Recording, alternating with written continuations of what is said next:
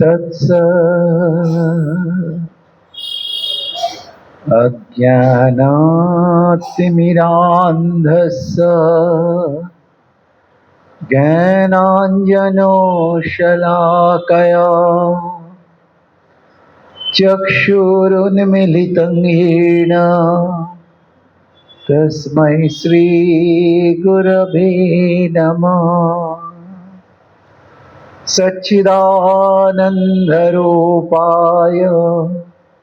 विश्वोत्पत्त्यादिहेतवे तापत्रय विनाशाय श्रीकृष्णाय वयं नमः।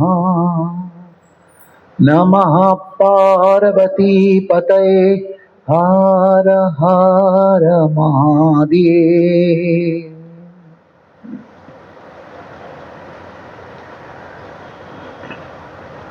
আমাদের এই শাস্ত্র কথা, ভাগবতী কথা, অধ্যাত্মের কথা, এগুলোর জন্য আমরা বলতে যাই, শুনতে যাই, এক হই। সঙ্গে অবশ্য মাঝে মধ্যে অন্নপ্রসাদেরও ব্যাপার থাকে, তাতে আমাদের খুব আকর্ষণ। তবে সেটা প্রধান বিষয় নয়। আগে নিজেদেরকে ঠিক করতে হবে যে কেন আমরা যাচ্ছি, কেন যাচ্ছি এবং কেন যাচ্ছি না, দুটোই কাজ করছে। মানে ইয়েস আর নোরই তো খেলা জীবনে। আজকে বিদেশে গেলে চায়ের বদলে একটু অন্যরকম খেতে দেয় মানুষ, তার নিন্দে নেই তো তাতে, কিন্তু এখানে দিলে নিন্দে হবে। তাহলে গ্রহণযোগ্যতা, কতটা গ্রহণ করেছো, কতটা গ্রহণ করতে পারছো না, সবসময় ইয়েস অ্যান্ড নোর খেলা। তাহলে আমরা অধ্যাত্মের আলোচনা, ভাগবতী কথা, শাস্ত্র ব্যাখ্যা এগুলো করছি কেন? এগুলো করছি কেন? আজকে পুরাণ, শাস্ত্র, জীবন, রাজনীতি, সমাজ, তার মধ্যে কিন্তু একটা মিল আছে। পুরাণ কিন্তু একেবারে অদ্ভুত জগতের অবাস্তব কল্পনা কিন্তু নয়, সেখান থেকে আমাদের অনেক কিছু শেখার আছে। ধরুন রাজনৈতিক বাতাবরণ পরিবর্তন হচ্ছে, চিরকালই হয়েছে, কোনো একটা সময়ের ব্যবধানে তো পরিবর্তনটাই স্বাভাবিক, স্বাভাবিক পরিবর্তন।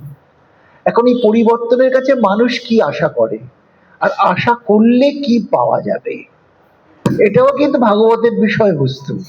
মানে ভাগবত এত সুন্দরভাবে মানে মানুষের সম্পর্ক, সমাজ, রাজনীতি, অর্থনীতি, অধ্যাত্ম, রাজধর্ম সবগুলোকে এত সুন্দরভাবে তৈরি করেছেন মোড়ক, যে সত্যি অবাক হয়ে ভাবতে হয় যে কেউ তো একজন লিখেছিলেন, সেটা ব্যাসদেব আমরা বলছি, একজন তো মানুষ তিনি, তাহলে কি অসম্ভব মেধা ছিল তার, সেইটা আমাদের ভাবা দরকার। তা আমাদের যে পরিবর্তন যখন করতে হয়, তখন কিছু বাড়তি শক্তি এবং সামর্থ্য এবং পরিকাঠামোর দরকার হয়, না হলে পরিবর্তন করা যায় না।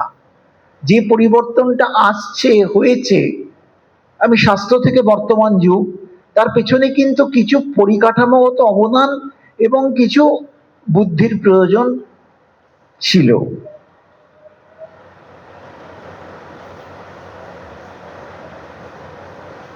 কিন্তু এই পরিবর্তনের ফলে পুরাণেতেই বা কি আশা করা হয়েছে, বা মানুষই বর্তমান যুগে কি আশা করছে, যে নানান রকম প্রশ্ন উঠছে। দেখুন, নৃসিংহদেবের আবির্ভাবের কারণ হচ্ছে প্রহ্লাদের উপর অত্যাচার, তাই তো? হিরণ্যকশিপুর অত্যাচার ত্রিভুবন ব্যাপ্ত হয়েছে, এই দেবতারাও প্রার্থনা করছেন একটা পরিবর্তন দরকার। এই পরিবর্তন প্রসঙ্গ এসে গেল, একটা পরিবর্তন দরকার, এর বিনাশ দরকার, কিন্তু সহজভাবে হবে না। তাই ভগবানের কাছে প্রার্থনা করছে সবাই, ভগবানও রাজি হয়েছেন যে কিছু কিছু কার্যকারণ পূর্ণ হলে আমি তখন আবির্ভূত হব এবং এই পরিস্থিতিটা বন্ধ হবে। এবার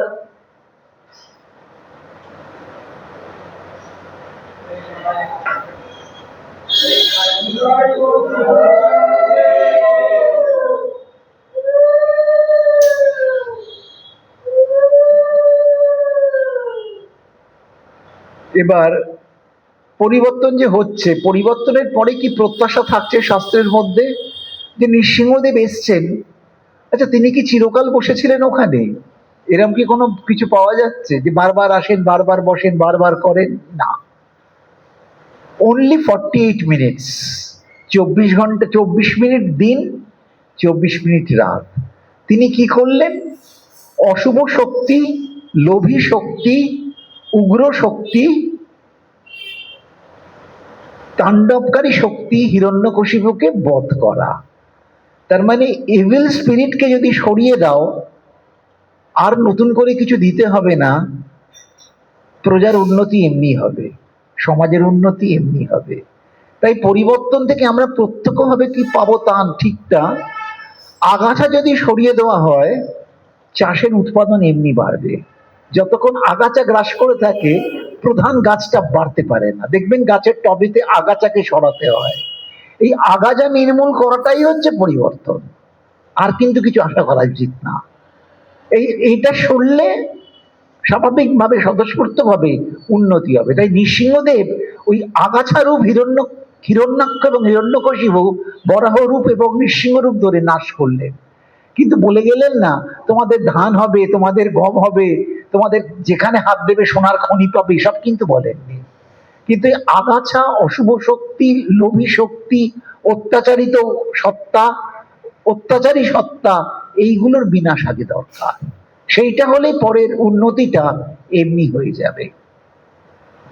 আবার দেখুন, যদি একটু চণ্ডীর দিকে যাই, মহিষাসুর মর্দিনী কিন্তু আসছেন, ভগবতী নিত্যা, তিনি চিরকালই আছেন, কিন্তু তার একটি বিশেষ রূপের প্রয়োজনে হিরণ্যকশিপুর মতো। যেমন হিরণ্যকশিপুর কাছে নৃসিংহ আসছেন, দেবতাদের কাছে আসছেন মহিষমর্দিনী হয়ে। সেই রূপ আর পার্বতীর মধ্যে কিন্তু একটু তফাৎ আছে। পার্বতী হচ্ছে শ্রীহরি, নৃসিংহ হচ্ছেন, কিন্তু শ্রীহরির সঙ্গে নৃসিংহদেবের পার্থক্য আছে। তেমনি পার্বতী দুর্গা, কিন্তু পার্বতীর সঙ্গে তার একটু তফাৎ আছে। পার্বতী দশপ্রহরণধারিণী হননি, কিন্তু সমস্ত দেব শক্তি সমন্বিত করে, সমস্ত ফোর্সকে এক করে এক নারী শক্তির আবির্ভাব। যিনি মহিষাসুরকে হত্যা করে কিন্তু চলে গেলেন, তিনি কিন্তু রাজত্ব করেননি। এইবার দেবতারা নিজেদের মতো যা যা পারবার তাই করবে। তার মানে দেবতাদের প্রত্যাশা বা ঋষিদের প্রত্যাশা প্রহ্লাদের ক্ষেত্রে ওইটুকুই, তুমি অশুভ শক্তিকে আগে বিনাশ করো। এই অশুভ শক্তি বিনাশ করতে আমরা পারছি না। যখন অশুভ শক্তি বিনাশ হবে, তখন বাকি প্রগতি কিন্তু আস্তে আস্তে উঠবে। আমাদের শাস্ত্রের মধ্যে এই যে শক্তির আরাধনার কথা বারবার বলা হচ্ছে, শক্তির আরাধনা করতে হবে। শক্তি ছাড়া কোনো কাজ করা যায় না। এই শক্তি এবং শক্তিমান, এই নিয়ে একটা প্রসঙ্গ রয়েছে। আজকে ডক্টর মহানামব্রত ব্রহ্মচারীর একটি স্মারক বক্তৃতা রয়েছে শিবানন্দ হলে, রামকৃষ্ণ মিশনে। তা আমি অনেক পরে জেনেছি, আপনাদের এখানে আসা আছে বলে ওটা আমি গেলাম না, ওরাও ডাকছিল। তো সেই তত্ত্বের মধ্যে শক্তি আর শক্তিমান মিলেমিশে রয়েছে, দুটো ইউনিফর্ম। মানে আগুন থাকলে তার দাহিকা শক্তি থাকবে, এই গরম পড়লে জ্বালা, দুধ থাকলে তার ধবলত্ব, হোয়াইটনেস থাকবে, বরফ থাকলে ঠান্ডাটা থাকবে। এটাকে আলাদা করা যায় না। শক্তি আর শক্তিমান হচ্ছে তাই। তাই যে কোনো বৃহৎ কার্য করতে গেলে শক্তির প্রয়োজন। এই শক্তি ছাড়া কোনো কিছু করা যায় না। আর প্রেম ভূমিতে গেলেও আপাতত শক্তির দরকার নেই, কিন্তু তাকে পাওয়ার জন্য একটা শক্তি দরকার। সেই জন্যই গোপীরা বৃন্দাবনে যমুনার তীরে 1 মাস ধরে কাত্যায়নী ব্রত পালন করলেন।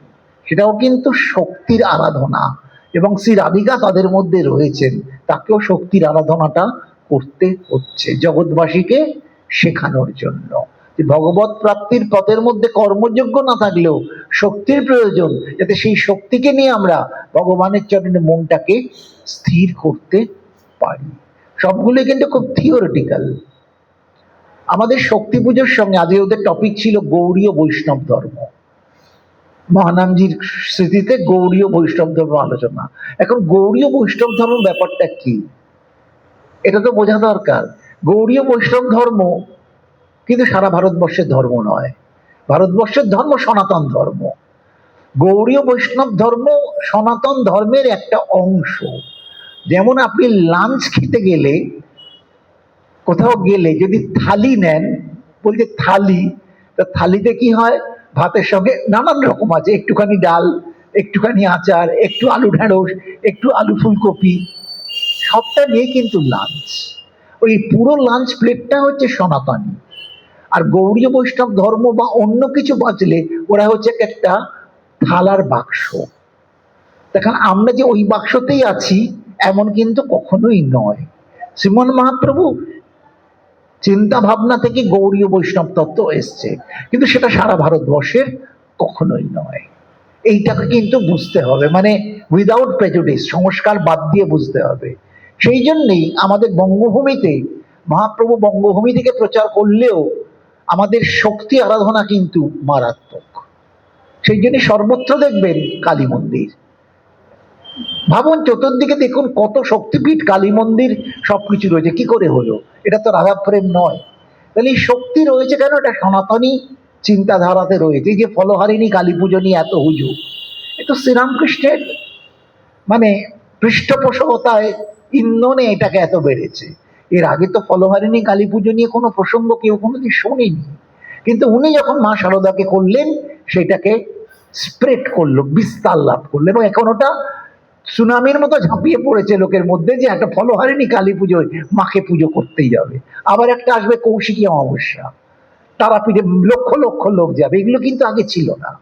তার মানে আমাদের ব্যাপারটা হচ্ছে ওই বিরাট লাঞ্চের প্যাকেট বা বড়লোকের বাড়ির বিরাট বুফে সিস্টেমের খাওয়া।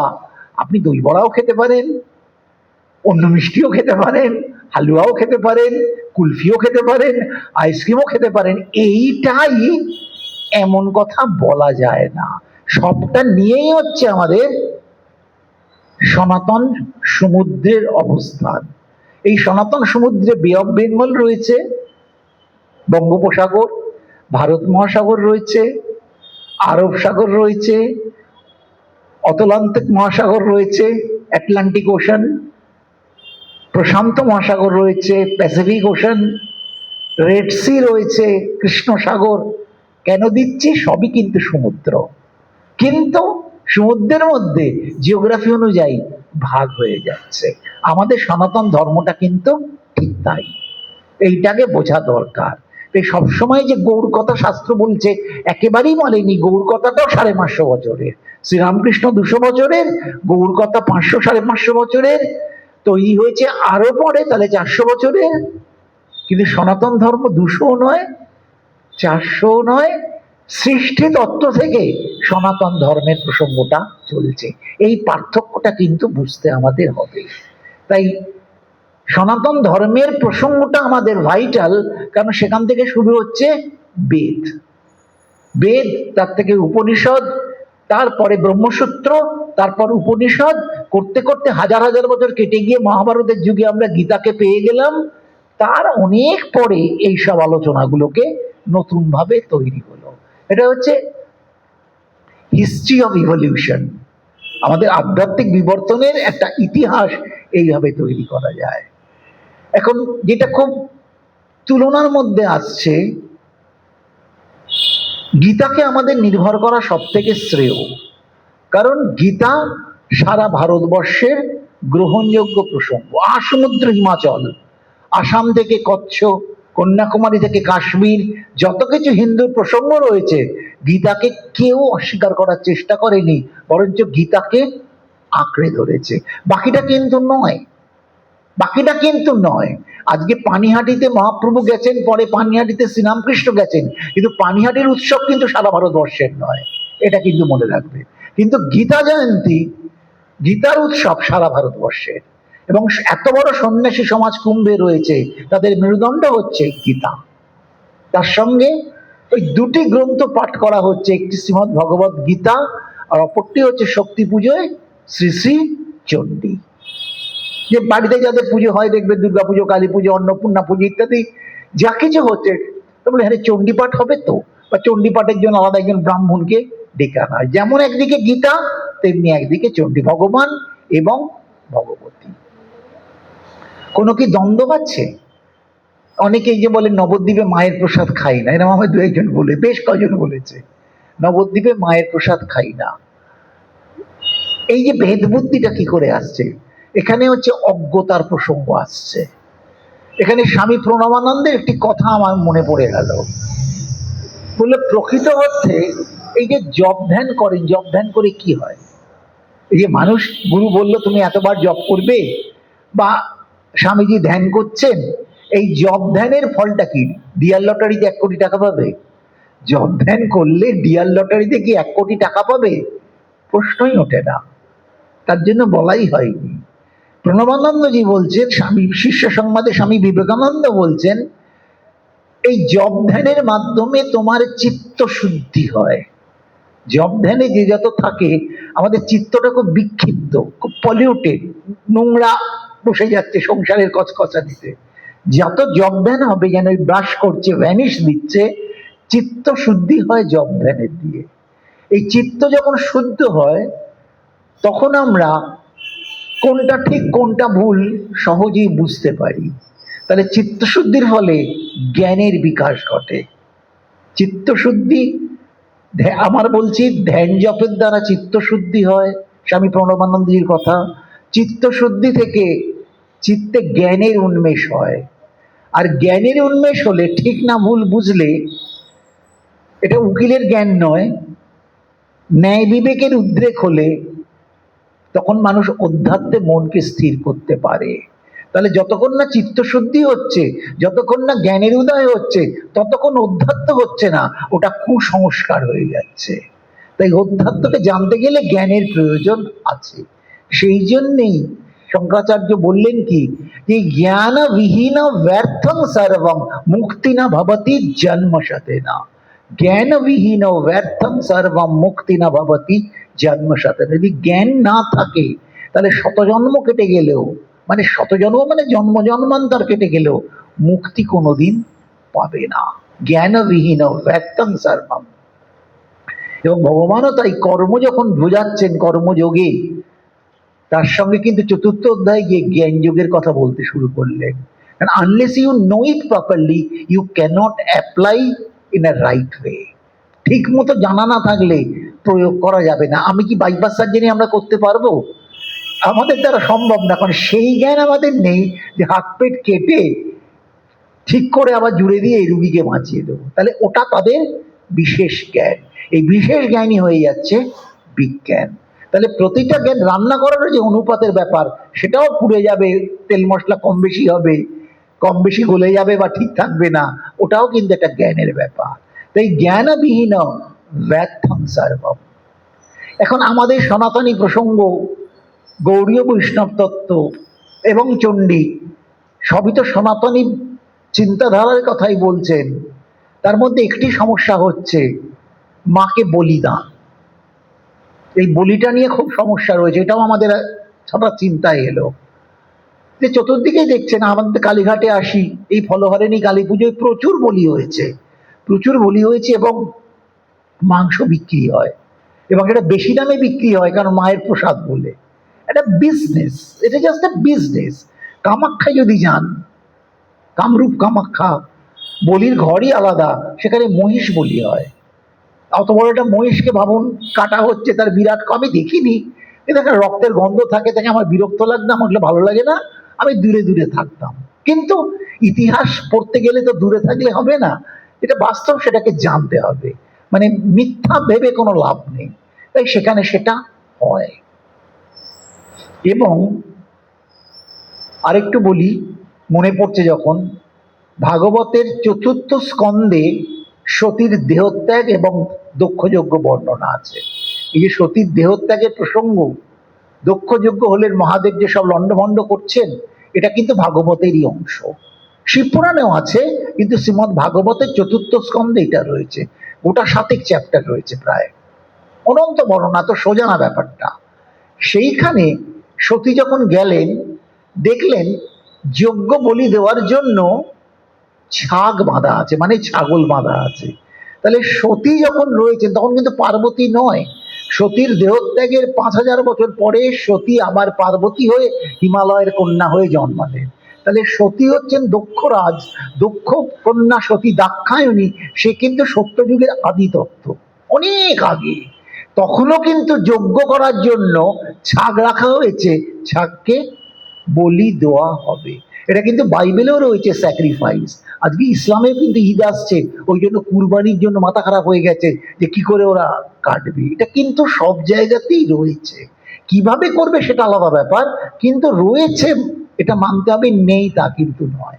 এবং যখন অশ্বমেধ যজ্ঞ হতো, আপনারা অশ্বমেধ যজ্ঞ শুনেছেন, রামচন্দ্র করছেন, লবকুশ সেই ঘোড়া ধরেছিল, এরকম রাজসযজ্ঞর, অশ্বমেধ যজ্ঞ প্রচুর উদাহরণ পুরাণের মধ্যে পাবো। অশ্বমেধ যজ্ঞটা কি? তাকে সেই ঘোড়াকে ছেড়ে দেওয়া হতো, সেই ঘোড়াকে কেউ আটকালে রাজার সঙ্গে যুদ্ধ করতে হবে, আর না আটকালে প্রচুর ধনরাশি দিয়ে স্বীকৃতি দিতে হবে। এই ঘোড়াকে কি করা হতো? যজ্ঞে বলি দেওয়া হতো। তাহলে পশু হত্যা কিন্তু রয়েছে, এইটাকে কিন্তু ভাবতে হবে আমাদের। তাহলে আমার গীতারকে তো কোনো বিকল্প নই। গীতার মধ্যে ভগবান তিনটি প্রসঙ্গ দুটো চ্যাপ্টারে বলে দিলেন, গুণত্রয় বিভাগ যোগ এবং শ্রদ্ধাত্রয় বিভাগ যোগ। তুমি কোন গুণের দ্বারা চালিত হচ্ছ ও তোমার কিরকম শ্রদ্ধা, তার জন্য সত্য রজতম, সত্য রজতম, শ্রদ্ধাও সত্য রজতমতে হয়, তোমার গুণটাও ভেতরে গুণত্রয়টাও সত্য রজতমতে হয়। এখন প্রশ্ন হচ্ছে, যে কোনো কাজ করতে গেলে অবজেক্ট অফ দ্য প্রজেক্ট জানতে হয়, যে তুমি কেন করছো। যেটা আমি বললাম, আপনারা আসেন কেন, শোনেন কেন, আমরা এবার বলতে আসি কেন, এই কেনটা বুঝতে হবে, কেন করি। বা আপনার 20 জন 30 জন এসছেন, 300 জন তো আসে না, তাদের একটা কারণ আছে যে ওখানে গিয়ে কোনো লাভ নেই। নিশ্চয়ই তো তাদের মনের মধ্যে একটা আছে যে গিয়ে কোনো লাভ নেই, আর আপনারা ভাবছেন যে হ্যাঁ একটু যাই, গিয়ে শুনলে মনটা ভালো লাগে, কিছু একটা তো মনে কাজ করছে, মানে হ্যাঁ অথবা না। তাহলে মানুষের যে কোনো কাজের মধ্যে কেন করছে এটা বোঝা দরকার। গৌরাঙ্গ মহাপ্রভু যে গৌড়ীয় বৈষ্ণব দর্শন, সেখানে কেবল কৃষ্ণ প্রেমের কথা বলা হচ্ছে। তিনি ভাগবতের 10ম স্কন্ধকে বেঁচেছেন, সবটাই গোপীভাব তার মধ্যে রয়েছে, রাধারানীর মন তার মধ্যে ঢুকেছে, সবটাই কৃষ্ণ প্রেমে মগ্ন হয়ে, কৃষ্ণ হয়েও কৃষ্ণ আরাধনার মধ্যে তার মনটা চলে গেছে। ফাইন, এর থেকে ভালো কিছু হয় না। কিন্তু তিনি কি সেই যুগে মুসলমান শাসন, মন দিয়ে শুনবেন, সবটা ভক্তি না ইতিহাস, সেই যুগের মুসলমান শাসন, আজকে এরকম কথা বলা হচ্ছে, আমাদের 1000 বছর পর মনে হয় পশ্চিমবঙ্গে প্রথম হিন্দু রাজ্য একটা স্থাপন হওয়ার, হিন্দু রাষ্ট্রের একটা ভাবনা যেন তৈরি হয়েছে। কারণ জনসংঘের শ্যামাপ্রসাদ মুখার্জি, এইটা আমাদের পুরোটা পূর্ববঙ্গে চলে যেত। শ্যামাপ্রসাদ মুখার্জি আটকান এবং স্বামী প্রণবানন্দ ওই জন্মাষ্টমীর দিন ওই স্টেজে আমি প্রতি বছর থাকি, ওইখান থেকে নিজের গলার মালা খুলে তিনি শ্যামাপ্রসাদকে দিয়েছিলেন যে তুমি হিন্দুদের রক্ষা করো। এই কথাটা বারবার হিন্দু বলে আসছে, ওই স্বামীজি তো বলেননি, কারণ স্বামীজির সময় কোনো দাঙ্গার ব্যাপার ছিল না, তিনি যবে চলে গেছেন তখন হিন্দু মুসলমান রাইট ছিল না। কিন্তু প্রণবানন্দকে দেখতে হয়েছে হিন্দু মুসলমান বিদ্রোহটা কি জিনিস হতে পারে, তাই তিনি শ্যামাপ্রসাদকে নিজের শক্তি অর্পণ করছেন। ঠাকুর যেমন নরেনকে দিচ্ছেন পাওয়ারটা, তেমনি প্রণবানন্দজিও কিন্তু শ্যামাপ্রসাদকে দিচ্ছেন যে হিন্দুদের তুমি রক্ষা করো। এবারটা পুরো বেঙ্গলটা পূর্ব বাংলা চলে যেত, সেইটা পার্টিশন হয়, উনি অনশন করেন, কাশ্মীরে অ্যারেস্টেড হন, বিষক্রিয়ায় তিনি মারা যান। এর মধ্যে বহু ইতিহাসের প্রসঙ্গ এসে যাবে, প্রচুর প্রসঙ্গ এসে যাবে। তাই কি কি করতে চেয়েছেন, তাহলে এইটা এতদিন পর কেন? ইব্রাহিম লোদি, আলাউদ্দিন খালজি আগে, মোহাম্মদ বিন তুগলাক, সবই চলছে ইসলামের ব্যাপার। করতে করতে বাবর, বাবরের পরে বাহাদুর শাহ জাফর, 300 বছর কেটে যাচ্ছে প্রায়। তারপরেই বণিকের মানদণ্ড দেখা দিল, রাজদণ্ড রূপে ব্রিটিশ ঢুকে পড়লো। তার থেকে সিরাজদৌল্লাহ, সিরাজদৌল্লাহর এদিকে পতন, ব্রিটিশ পুরো চলছে, আমাদের কিছু নেই। এতদিন পর 15 দিনের একটা হিন্দুত্ববাদী সরকারের অস্তিত্ব যেন বুঝতে পারছি, 1000 বছর পর, 1000 বছর পর, 1000 বছর পর এই প্রসঙ্গটা এসছে। কারণ সবই তো পরাধীন। তাই এখানে সমালোচনা করা যায়, মহাপ্রভু কৃষ্ণ প্রেমের কথা বলেছেন, কিন্তু হুসেন শাহ তখন মসনাদে রয়েছেন, তারপরে পরবর্তী মশাইরা আসছেন, তখন বাবর তখন সিংহাসনে রয়েছেন। মুসলমান সাম্রাজ্য থেকে মুক্ত হওয়ার কথা কেউ বলেননি। তারা আনুগত্য নিয়ে কৃষ্ণ ভজনা করেছেন, কিন্তু আনুগত্য দাসত্ব নিয়ে তোমার ধর্ম পালনও তুমি করতে পারবে না। তাই আমাদের মন্দির বারবার লুণ্ঠন হয়েছে, বারবার মন্দির ভেঙে দেওয়া হয়েছে। সোমনাথ মন্দির 17 বার গজনির সুলতান মাহমুদ লুণ্ঠন করেছেন, কাশী বিশ্বনাথকে সরিয়ে দেওয়া হয়েছে, ভাঙা হয়েছে। কেন? কারণ হরিনাম করলেই রাজ্য রক্ষা করা যায় না। আঙ্কার ভাটের নাম জানবেন, আঙ্কার ভাট বৈষ্ণব মন্দির ছিল, 3 দিনের মধ্যে আঙ্কর ভাটের সভ্যতা শেষ করে দেওয়া হয়, কারণ তারা বিষ্ণু প্রেম থাকতে পারে, অস্ত্র প্রয়োগ তারা জানতো না। কিন্তু কৃষ্ণচন্দ্র চরিত্র কিন্তু অন্যরকম। এইখানে আমাদের পার্থক্যটা বুঝতে হবে। জিসাস কিন্তু ক্ষমা করতে বলেছেন, কৃষ্ণ কিন্তু অস্ত্র শস্ত্র অর্জুনকে জোগাড় করতে বলছেন, তোমার পরে কিন্তু কাজে লাগবে। দুটোর মধ্যে কিন্তু পার্থক্য আছে। ওরা আমাদেরটাকে নিয়েছে আর আমরা ওদেরটাকে নিয়েছি।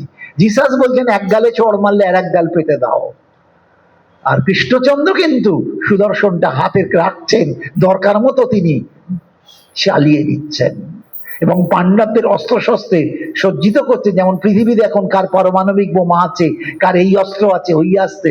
কৃষ্ণ এসব গান বাজনা 11 বছরে ছেড়ে দিয়েছেন, তারপর আর তিনি ধরেননি। এবং তিনি যাদের বিয়ে করছেন, লোকে বলে না যে বিয়ে থা করতে গেলে সেম সেম হওয়া দরকার, মানে খুব তফাৎ করো না, নাহলে খুব অসুবিধা হবে। তিনি কাকে বিয়ে করছেন? তার অন্যতম পাশরানী এবং ঘনিষ্ঠ রানী হচ্ছেন সত্যভামা। আমার অনেক কাল আগে সত্যভামাকে নিয়ে বলার প্ল্যান ছিল, তারপর সব ভুলিয়ে গেছে।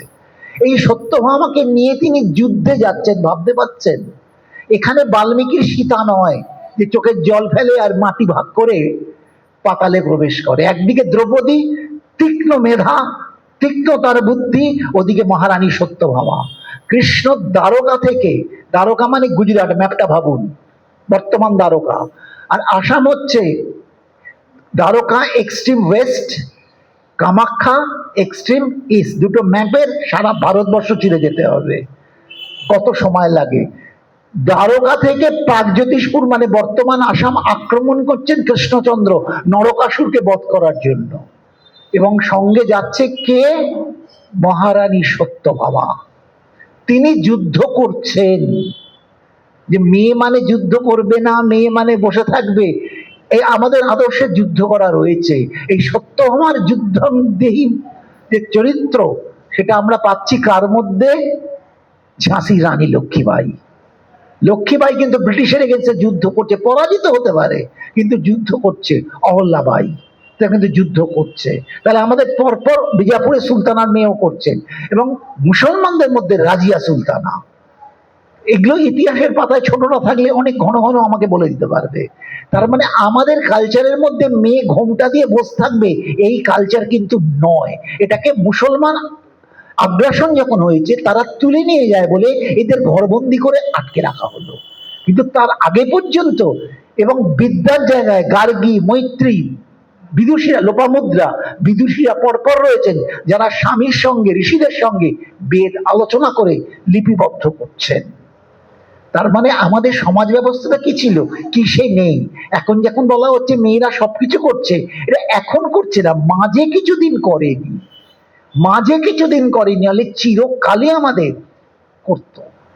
তাতে জ্ঞান বিজ্ঞান বলুন, দর্শন শাস্ত্র বলুন, অধ্যাত্ম বলুন, বৈদিক সভ্যতা, আত্মরক্ষা, সমাজ সংস্কার এবং রাজ্য পরিচালনা এবং সংসার পরিচালনা। বলে না, অফিসে বেরোতে হয় তাই সংসার সামলানো যায় না, বা সংসারের কাজ করে করে আর পেশাটা করা গেল না। দ্রৌপদীকে সত্যভামা জিজ্ঞেস করছেন, দ্রৌপদী তোমার 5টা স্বামী, আর আমরা এতগুলো বউ কৃষ্ণচন্দ্রের, তার মানে দায়িত্ব কম? তোমার 5টা স্বামীকে তোমায় দেখতে হয়, আর আমরা এতগুলো বউ কৃষ্ণচন্দ্রের, পার্ট বাই পার্ট করলে হয়। তবু কৃষ্ণচন্দ্র যেন কি করে কিছুতেই তৃপ্ত হন না। আমরাও বুঝি কৃষ্ণচন্দ্রকে ঠিক করে যত্ন করতে পারছি না, সেই জন্যই আনমনা হয়ে তিনি কিছু ভাবেন, মানে জগন্নাথ তত্ত্বের দিকে যাচ্ছে, তার মনে বৃন্দাবনের সেবাটা মনে পড়ছে। We are incapable, but how you manage Draupadi, তুমি কি করে ম্যানেজ করো? এবং তার সঙ্গে জানি তুমি ধর্মরাজ যুধিষ্ঠিরকে রাজকার্যে সাহায্য করো, তার মানে you act as a secretary to the king. কিরকম? কোর্টের মামলা, সবাই তো বিচার হচ্ছে কে দোষী কে না দোষী, তাহলে সেই দোষের প্রায়োরিটি থাকতে হবে। আমাদের যেমন একটা খুনের মামলা হলে 20 বছর পর রায় বেরোবে, তখন যে খুন করেছে সেও মরে যেতে পারে, যারা অত্যাচারিত তারাও পরিবার না থাকতে পারে, কিন্তু তার মানে প্রায়োরিটি থাকছে না। দ্রৌপদীর কাজ ছিল মামলাগুলো মানে অভিযোগপত্রগুলোকে দেখে প্রায়োরিটিতে সাজানো, যে কোনটা ইমিডিয়েট করতে হবে, কোনটা পিছিয়ে দেওয়া যায়। এই রাজকার্যের সেক্রেটারিয়াল ফাংশন করেন যাজ্ঞসেনী দ্রৌপদী। ভাবতে পারছেন? তাহলে আমাদের মেয়েরাদের কি বসে ঘুমটা দিয়ে ঘুরপাক খাওয়ানো হতো? এগুলো ওই মুসলমান শাসনে ঢুকিয়ে দেওয়া হলো, তোমরা বেরিয়েও না, তোমাদের তুলে নিয়ে যাবে ইত্যাদি ইত্যাদি ব্যাপার, ঘরে বসে থাকো। আবার পড়াশোনা করলে বিধবা হবে, পরবর্তীকালে বিদ্যাসাগর মশাইয়ের সময় রটানো হলো মেয়েরা যদি পড়াশোনা করে তাহলে বিধবা হবে, তার ফলে ভয়েতে তাদের ঘরে বন্দি করা হলো। নিবেদিতা এসে ওই যে বাগবাজারের বালিকা বিদ্যালয় তৈরি করছেন, সেখানেও যে বাবা বিদেশি আছে, বিদেশির কাছে যাবি পড়তে, না না না, আমাদেরই মানসিকতা তাদের বেঁধে রেখেছে। কিন্তু পুরাণ শাস্ত্রে গেলে, ইতিহাসে গেলে দক্ষতা তাদের সবসময় আমরা পাচ্ছি। তা এই যে প্রসঙ্গ, তারা শক্তির আরাধনা করেছে প্রত্যেকে যখন, এমনকি কৃষ্ণচন্দ্র যখন বিবাহ হচ্ছে, রামচন্দ্রের বিবাহ হচ্ছে, অবতার পুরুষদের দেখছি, কৃষ্ণচন্দ্র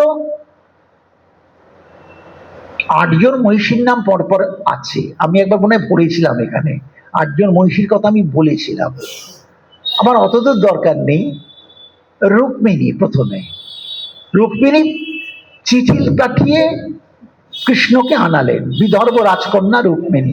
বিদর্ভটা কোথায়? মহারাষ্ট্র।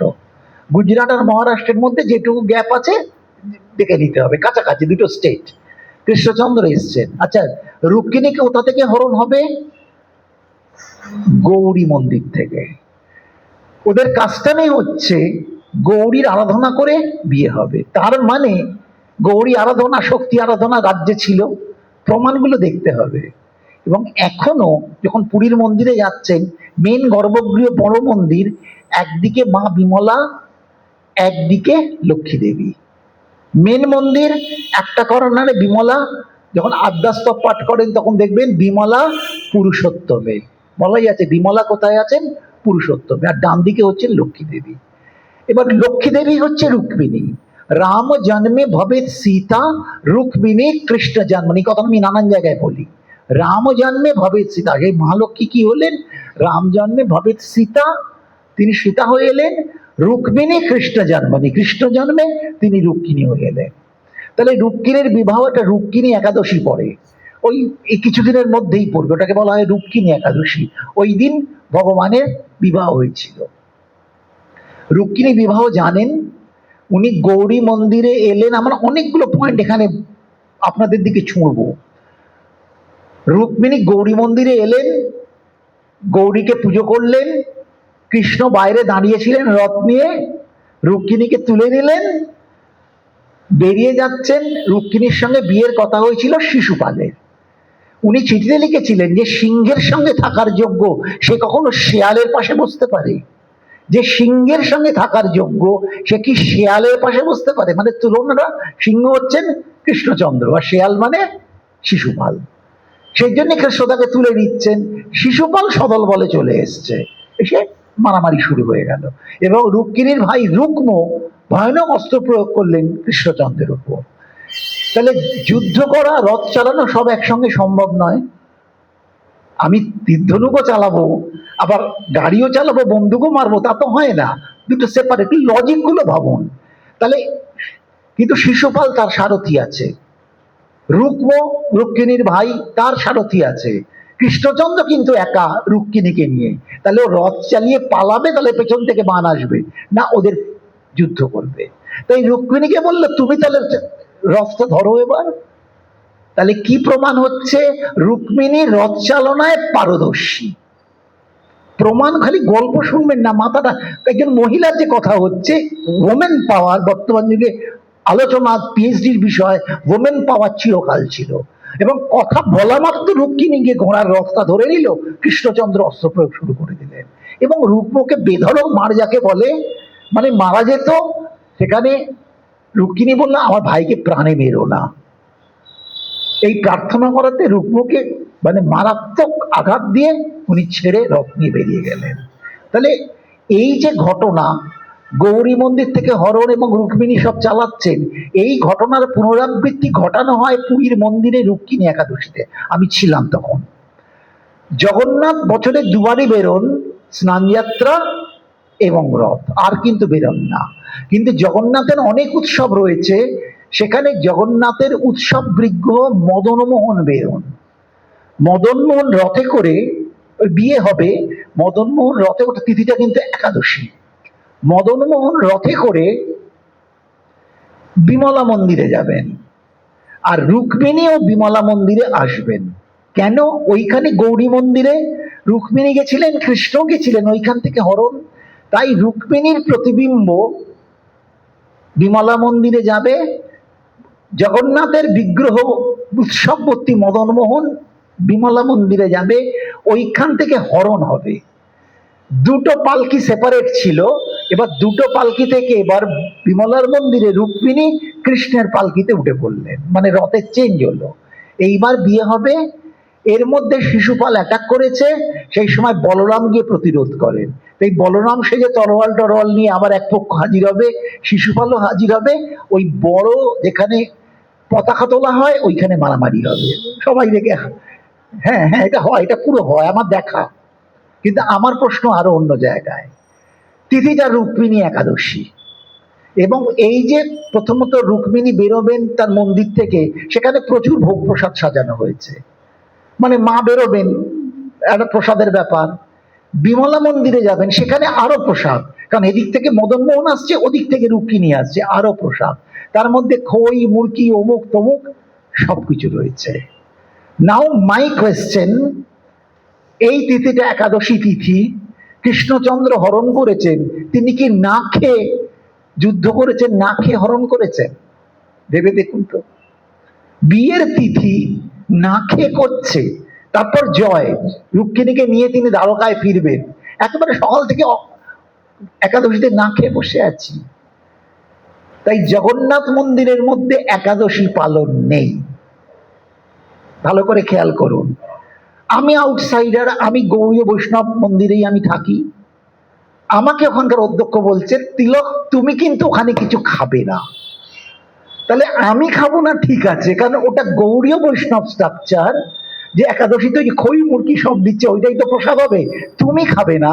কিন্তু পুরীর পান্ডাদের ফ্যামিলি তারা কিন্তু খায়। এ প্রসাদ তো বিলি হচ্ছে, সব দিও দিও, উড়িষ্যার তো দিও দিও করে মুঠো মুঠো খড়ি মুখ খাচ্ছে। আমায় বারণ করেছে, খুবই লোভ হচ্ছিল খেতে, কিন্তু বারণ করেছে বলে সেই মর্যাদাটা রাখার জন্য আমি খাইনি। তাহলে বাকিরা কিন্তু খাচ্ছে।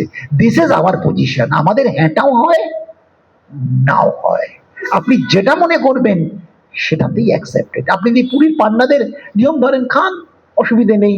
আমি যেহেতু গৌড়ীয় বৈষ্ণব তত্ত্বাবধানে রয়েছি, তাই সিনিয়র লোক বলেছে তুমি আমাকে নির্দিষ্ট হবে, আর কাউকে না, তুমি খাবে না, আমি তাই খাচ্ছি না। তার মানে আমাদের এখানে দুটোই কিন্তু হয়, এই জায়গাটা বোধ করা দরকার। তা এইখানে যে মহিলার ব্যাপার বলছিলাম, ওমেন পাওয়ার, সতীর ক্ষেত্রে আবার যাচ্ছি, যে এই যজ্ঞ ছাগ রয়েছে। আপনারা জানেন সতীর দেহত্যাগ হওয়ার পর শিবের জটা থেকে বীরভদ্র নামে একজন শিবের রুদ্র শক্তি প্রকাশ পায়, সে ত্রিশূল দিয়ে দক্ষের মাথাটা নামিয়ে দেয়, সেই মাথাটা গিয়ে যজ্ঞের অগ্নিকুণ্ডে গিয়ে পড়ে, তার ফলে পুরোটা জুগলে যায়। এই অবস্থায় নানান রকম ভাগবতের চ্যাপ্টার এগোচ্ছে, ভগবান অষ্টভুজ মূর্তি ধারণ করে লক্ষ্মী দেবীকে নিয়ে গরুরের পিঠে সেই যজ্ঞস্থলে আসেন যজ্ঞকে পূর্ণ করার জন্য। আবার বলছি, ভগবান অষ্টভুজ মূর্তি ধারণ করেন, ভাগবতের ডেসক্রিপশন। তার সেই বৈজন্তী মালা, কপাল মকর কুণ্ডল, কুঞ্চিত কেশোদ্দাম ইত্যাদি সামন্তক মণি সমস্ত তার অঙ্গে শোভা পাচ্ছে। বিরাট গরুড়ে চড়ে লক্ষ্মী দেবীকে কোলে বসিয়ে তিনি যজ্ঞস্থলে আবির্ভূত হন এবং দক্ষ গৃহিণী স্তববন্দনা করে স্বামীর প্রাণ প্রার্থনা করেন যে দক্ষ খুব ভুল কাজ করেছে, প্রভু তুমি প্রাণদান করো। কিন্তু প্রাণদান যে করবে, মাথাটাই তো আগুনে পুড়ে গেছে। তখন ওই ছাগল যে ছিল, ছাগলের বলিদানে ছাগলের মাথা ছিল, ওই ছাগলের মাথা দক্ষের বডিতে, দেহেতে জুড়ে দেওয়া হয়। এই দক্ষ ছাগমুণ্ড প্রাপ্ত হলো। কি দেখাচ্ছে? ও তো শিবনিন্দা করে এই পরিণতি। দক্ষের কথা তো আমি আর বললাম না, শিবনিন্দা। যারা শিবনিন্দা করে তাদের ওই দক্ষের মতো পরিণতি জীবনে হয়। ইডিয়েট। ছাগল না, ছাগলের বুদ্ধি, এটা ছাগল ওই ছাগ বুদ্ধি প্রাপ্ত হয়।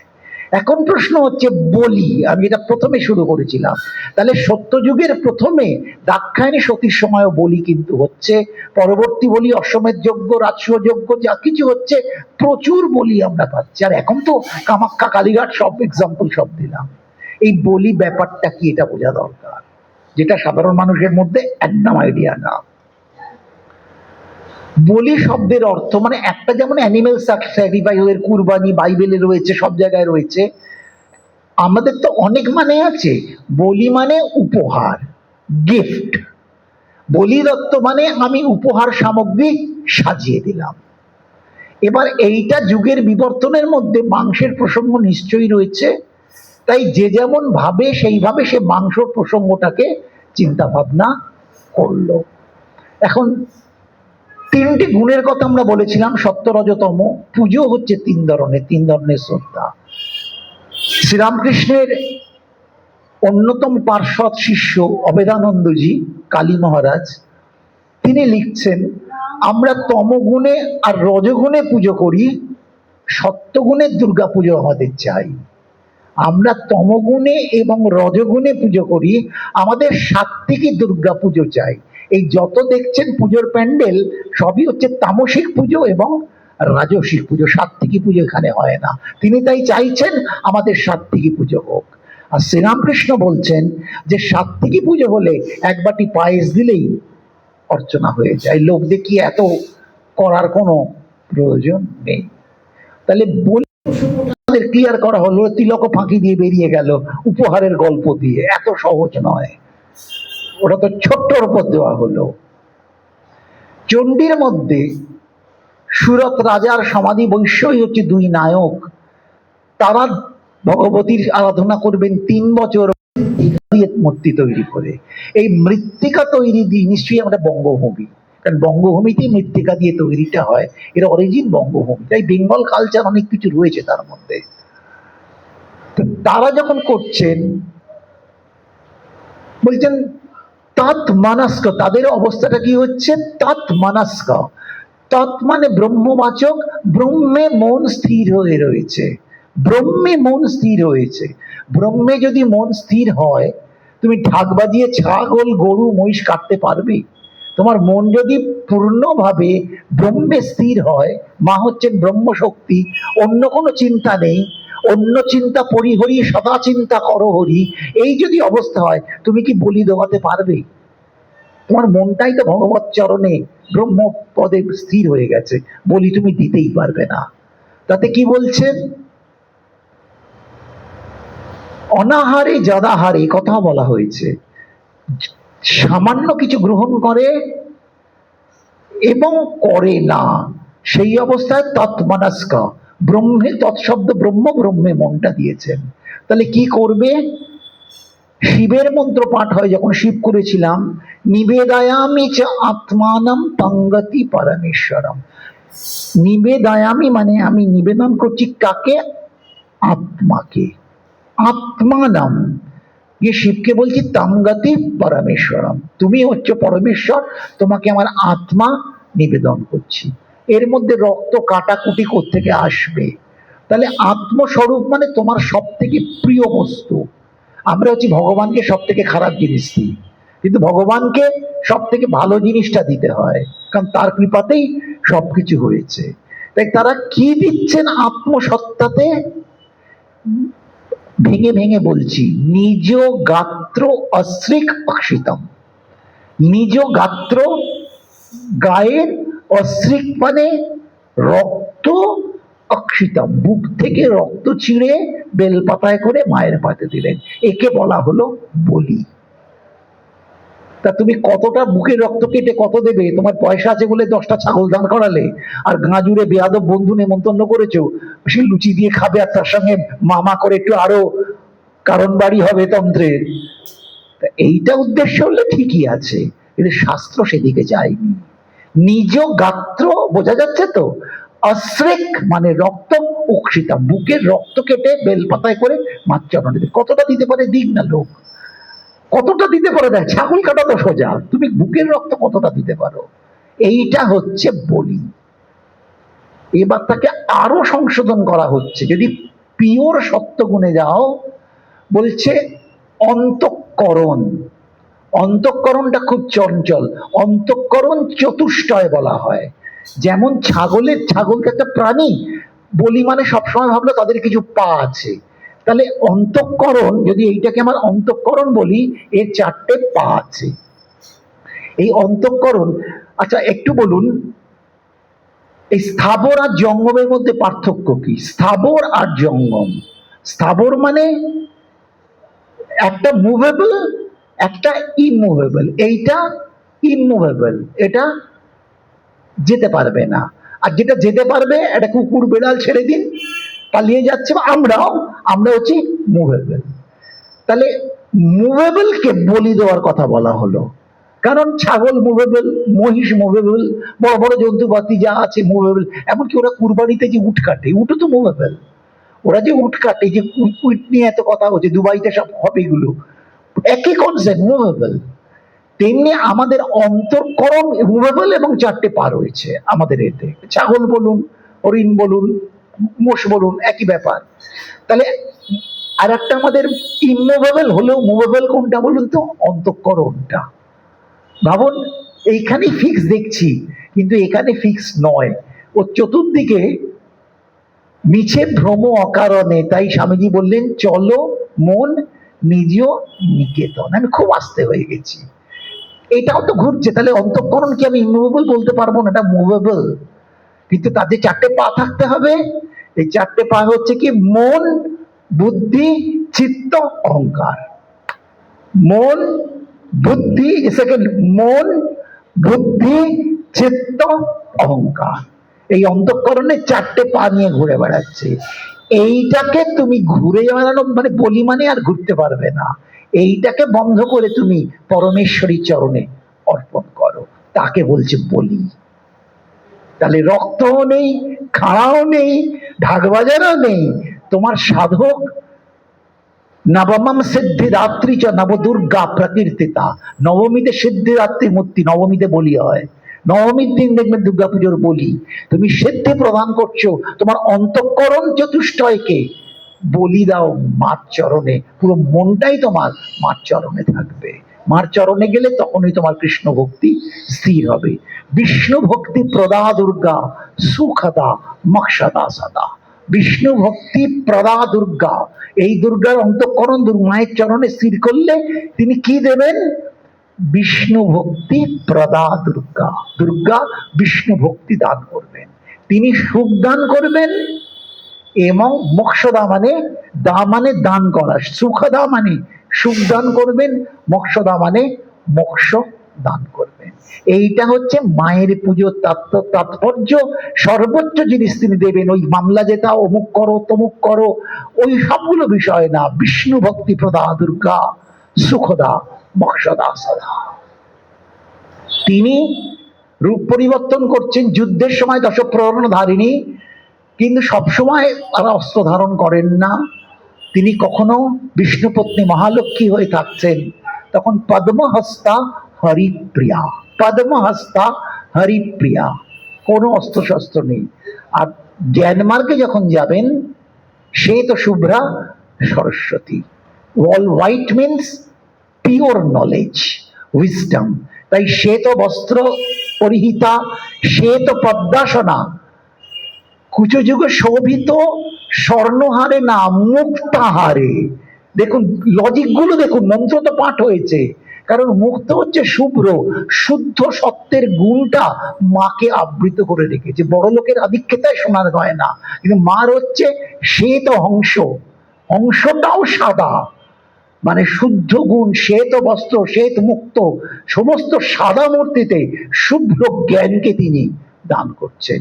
এবং হাঁসকে নিয়ে কি বলা হয়, আমি হাঁস চাষ করিনি কোনোদিন, জানি না, কিন্তু আপনারাও শুনেছেন, আমিও শুনেছি, হাঁসকে, রাজহাঁসকে দুধ জল মিশিয়ে দিলে বলে দুধটা খেয়ে নেয়। তার মানে মায়ের কৃপা থাকে, মায়ের চরণ স্পর্শ যার মাথায় আছে, ভগবতীর কৃপা যার উপরে আছে, সে সার বস্তু আর অসার বস্তুর ভেদ করতে পারে, নিত্য বস্তু আর অনিত্য বস্তু ভেদ করতে পারে, বস্তু আর অবস্তুকে ভেদ করতে পারে। যেটা সার বস্তু, যেটা নিত্য বস্তু, যেটা প্রকৃত বস্তু, সেটাকেই সে গ্রহণ করে, বাকিটাকে সে ত্যাগ করে। এইটা হয় কেবল বাগদেবী সরস্বতীর কৃপায়। এখন এই যে প্রসঙ্গ, দুর্গার উপর চিন্তা করলাম, বলি নিয়ে চিন্তা করলাম, এই অধ্যাত্মের প্রধান লক্ষ্যটা কি, আমরা কাকে জানতে চাইছি? যাকে জানতে চাইছি তুমি তাকে কি বর্ণনা করতে পারবে? ধরুন আপনি কিছু, বাড়িতে মেয়ের বিয়ে আছে, জামাইয়ের জন্য স্যুট টুট কিনতে চান, রেমন্ডসের কাপড়, ভালো ভালো কোম্পানির কাপড় কিনতে চান, তাহলে দোকানে যাওয়ার আগে খোঁজ নেবেন যে ওখানে ওরা কি কি রাখে। এখানে অমুকটা রাখে, তমুকটা রাখে, এটা রাখে না, পাঞ্জাবি ওরা রাখে না, ওরা স্যুট রাখে। তাহলে পাঞ্জাবি কিনতে হলে তার কাছে যাব না, যে পাঞ্জাবি রাখে তার কাছে যাব। তাহলে সেখানে অনেক দোকানকে আগে আমি জানবো ওখানে কি পাওয়া যায়। তাহলে এই অধ্যাত্মে যে একজন কেউ আছেন, তার স্বভাবটা কেমন, তার স্বরূপটা কেমন, নাহলে তো হাজার ঘন্টায় যে মূর্তি তৈরি হচ্ছে তার কোনো মাথা মুন্ডু নেই। প্রধান পুরুষ, পরম পুরুষ যিনি, তার স্বভাবটা কেমন তুমি কি বর্ণনা করতে পারবে? যে পিসিচন্দ্রের গয়নার ভান্ডার একদিন দোকানে কিনতে গেলেও তার ঠিক কত আছে, কত ভ্যারাইটি আছে, কত কোটি দাম বোঝা কিন্তু সম্ভব না। আমাদের এইটুকু দোয়ানার জিনিস কিনে চলে এলাম, ওইটুকুই, পূর্ণ বর্ণনা করা সম্ভব না। যেটা শ্রীরামকৃষ্ণ বলছেন, ওই যে অন্ধের হস্তি দর্শন, কেউ পা ধরে বলছে থামের মতো, কেউ ল্যাজ ধরে বলছে দড়ির মতো, কেউ কান ধরে বলছে কুলোর মতো, কেউ নাক ধরে বলছে মুলুর মতো, পুরোটা কিন্তু কেউ জানছে না। তাই বলছেন তার স্বভাবকে জানতে গেলে ভাষার অভাব তৈরি হয়ে যাবে, মানে তুমি ভাষা দিয়ে তাকে পরিপূর্ণ করতে পারবে না। যতই তুমি বলো, ইট রিমেন্স আনপ্রেডিক্টেড এবং বর্ণনার অতীত। যেমন সমুদ্রের বর্ণনা তুমি দিতে পারো, কিন্তু সারা পৃথিবীর সপ্ত সমুদ্রের বর্ণনা তুমি কখনোই লিখে শেষ করতে পারবে না।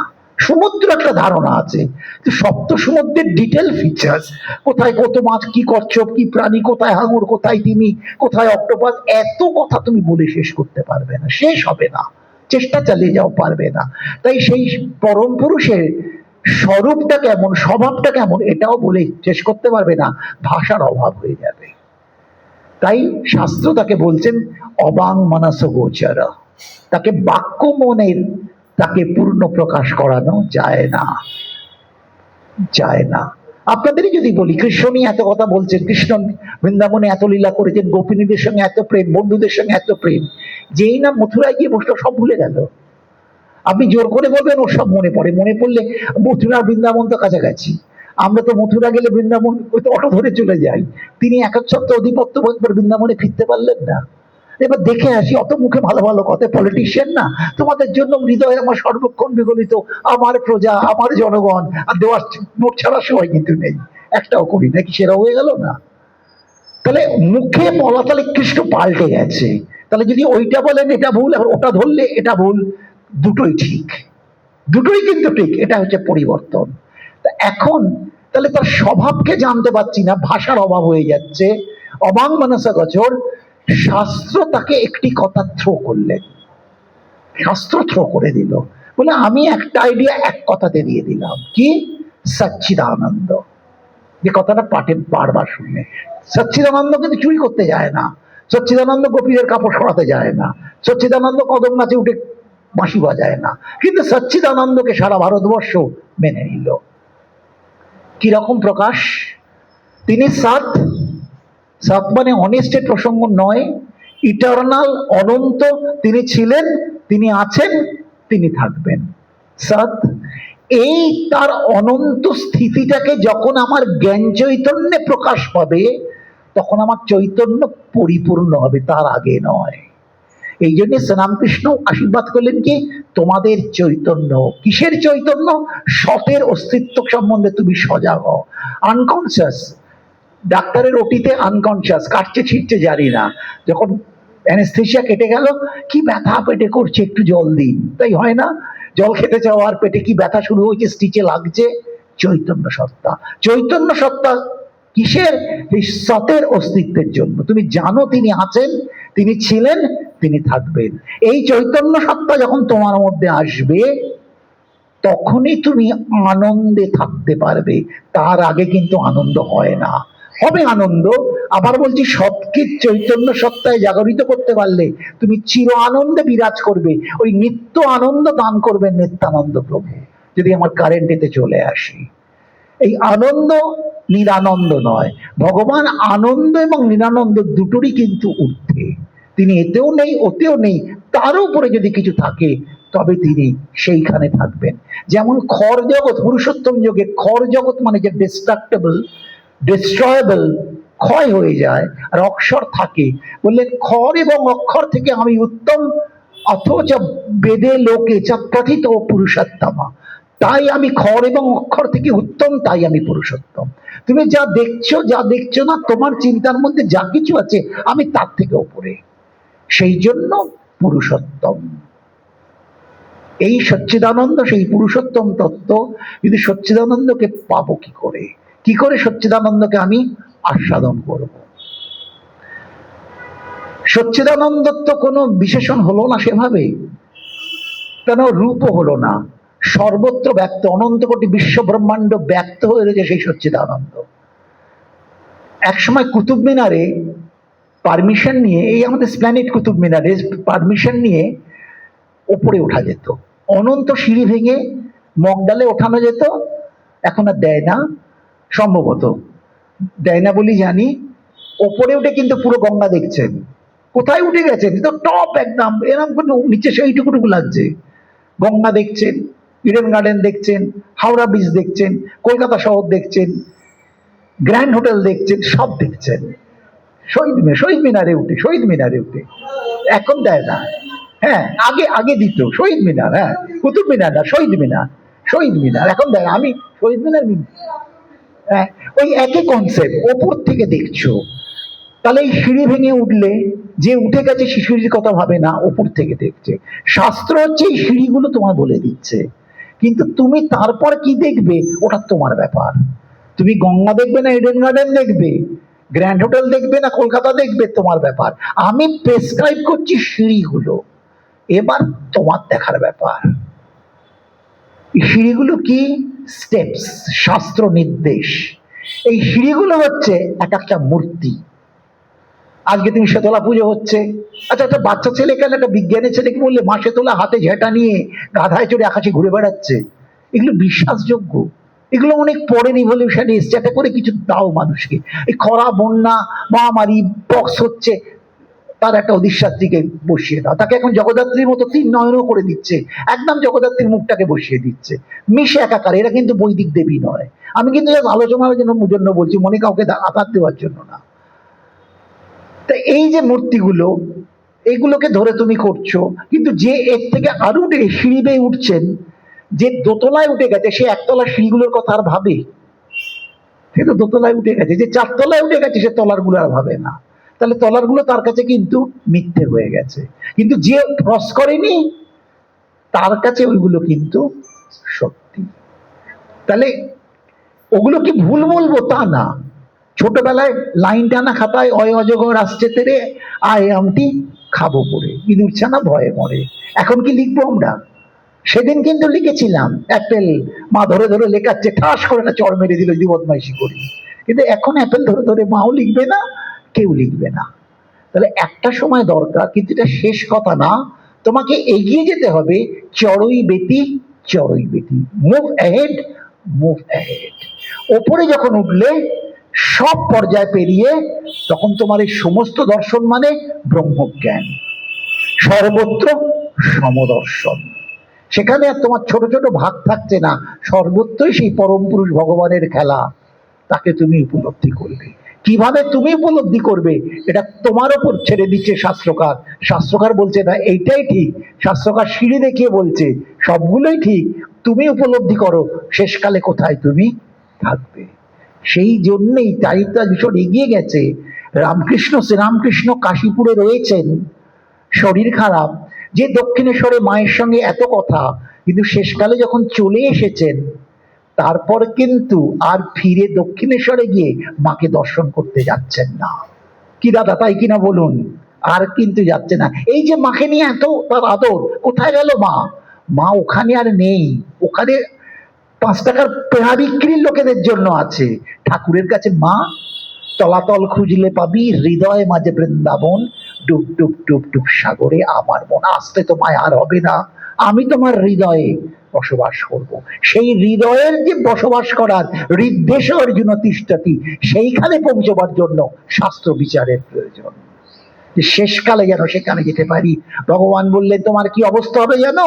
ব্রহ্মভূত প্রসন্নাত্মা না শোচতি না কাঙ্ক্ষতি।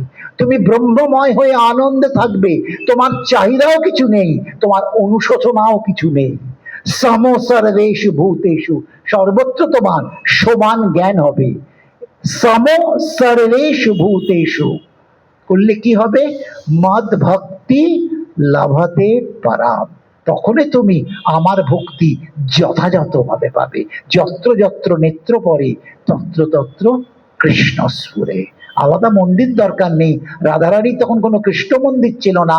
জলের শব্দতে দেখছেন, ভাবছেন কেশব ওখানে চান করছে, পাতার শব্দ হলে দেখছেন কৃষ্ণচন্দ্র বিরাজ করছেন, গোপীরা কিছু রান্নাও করছেন, কৃষ্ণ এসে খাবে বলে।